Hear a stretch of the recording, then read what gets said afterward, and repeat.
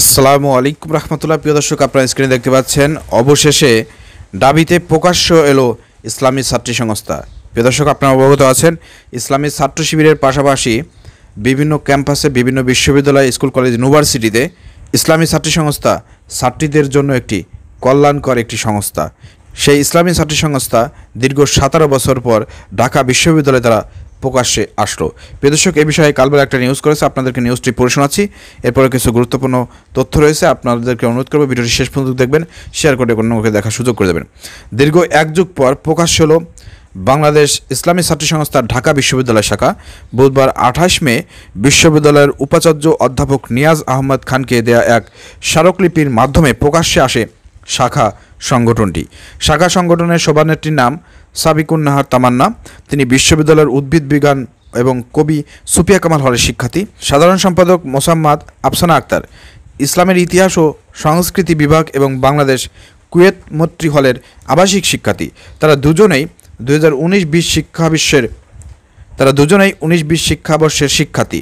বুধবার 28 মে বিশ্ববিদ্যালয়ের অধ্যয়নরত নারী শিক্ষার্থীদের সমস্যা সমাধানের দাবিতে উপাচার্য অধ্যাপক নিয়াজ আহমদ খানকে একটি স্মারকলিপি দেয় শাখা সংগঠনের নেতাকর্মীরা। এরই মাধ্যমে প্রকাশ্যে আসে সংগঠনটি।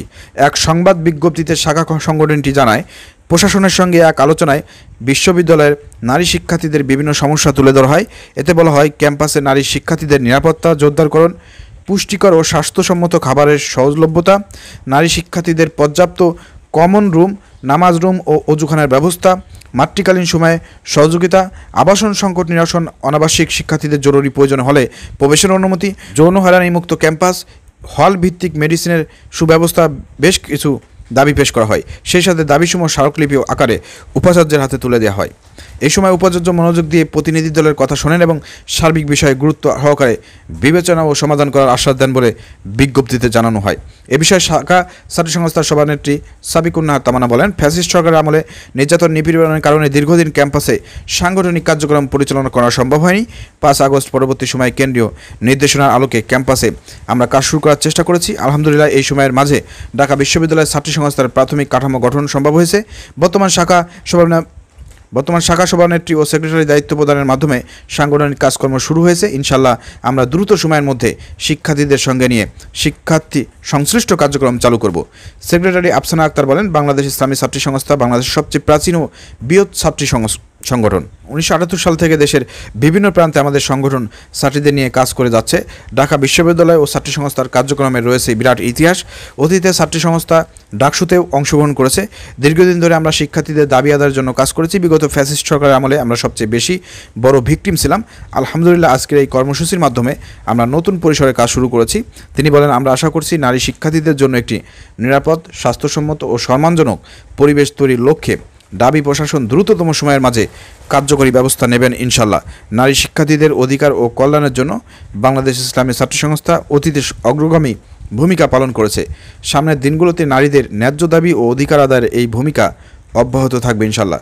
প্রিয় দর্শক, আমরা দেখেছি ঢাকা বিশ্ববিদ্যালয় এর আগে যখন ইসলামী ছাত্র শিবির একটি প্রোগ্রাম করেছিল, যেখানে বিশ্ববিদ্যালয়ের সমস্ত শিক্ষার্থী এবং ছাত্রছাত্রীরা উপস্থিত ছিল। তারা ছাত্র শিবিরকে বিভিন্ন সময় বিভিন্ন প্রশ্ন করেছিল। তো এর মধ্যে কিছু শিক্ষার্থী মেয়ে ছিল, তারা প্রশ্ন করেছিল ইসলামী ছাত্র শিবিরকে যে মেয়েরা কি ইসলামী ছাত্র শিবিরে যুক্ত হতে পারবে কিনা। সেক্ষেত্রে ইসলামী ছাত্র শিবিরের ভাইয়েরা জবাব দিয়েছিল যে মেয়েদের জন্য ইসলামী ছাত্র শিবির আলাদা একটা প্ল্যাটফর্ম রয়েছে, মেয়েরা মেয়েদের প্ল্যাটফর্মে কাজ করবে, অতএব আপনারা সেখানে কাজ করেন। প্রিয় দর্শক, সেই প্ল্যাটফর্মটি হচ্ছে ইসলামী ছাত্রী সংস্থা। ছাত্র শিবির ছাত্রদেরকে নিয়ে কাজ করবে, ছাত্রী সংস্থা ছাত্রীদেরকে নিয়ে কাজ করবে। কত সুন্দর একটা পরিবেশ, ছাত্ররা ছাত্রদেরকে নিয়ে কাজ করবে, সেখানে মেয়েদের কোনো কাজ নাই। কারণ সেখানে মেয়েরা থাকলে পারে, সেখানে শয়তান থাকবে, সেখানে বিভিন্ন রকমের সমস্যা সৃষ্টি হতে পারে, বিভিন্ন রকমের অভিযোগ, হেনস্থা, যৌন হেরানি, অনেক কিছুই ঘটতে পারে। কারণ শয়তান ধোঁকা দেবে ছেলে মেয়েদের মধ্যে, এটা স্বাভাবিক ব্যাপার। তো সেই জায়গা থেকে ছেলেরা ছেলেদের মতন কাজ করবে, মেয়েরা মেয়েদের মতন কাজ করবে। কত সুন্দর একটা পরিবেশ সৃষ্টি করেছে এই দুইটা সংগঠন। সেখানে মেয়েদেরকে বলবো, যেসব মেয়েরা প্রশ্ন করেছিলেন যে ইসলামী ছাত্র শিবির করতে পারবেন কিনা, আপনাদেরকে বলবো আপনাদের জন্য আলাদা একটা প্ল্যাটফর্ম তৈরি করা হয়েছে, যেখানে আপনারা খুব স্বাচ্ছন্দ্যে নারীদের অধিকার নিয়ে আপনারা কাজ করতে পারবেন।